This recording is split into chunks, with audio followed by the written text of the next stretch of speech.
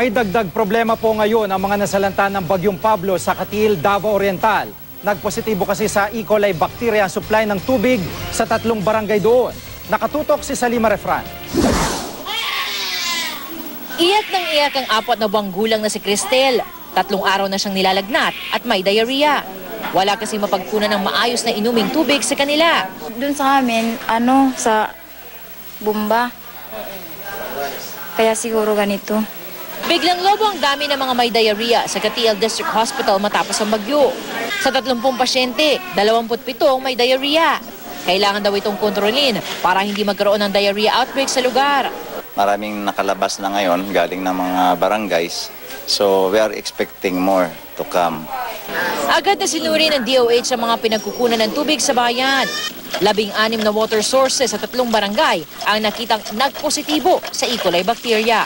Ito po yung sa E. coli na film. After 24 hours,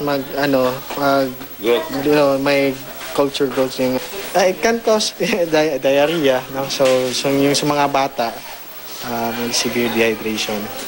Mamamahagi ang DOH at iba't ibang water sanitation and hygiene teams ng ligtas na inuming tubig. Mamimigay din sila ng chlorine solution sa mga barangay. Tuloy-tuloy naman ang pagdating ng mga pasyente mula sa malalayong barangay tulad ng Paglusngan.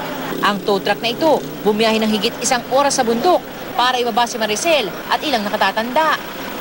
Ilang araw na nakalipas ng mga anak si Maricel pero hindi pa na ilalabas ang inuna ng sanggol. Ligtas na ang mag-ina matapos gamutin ng mga doktor. Mula rito sa Katiil, Davao Oriental, Salima Refran, Nakatutok, 24 Oras.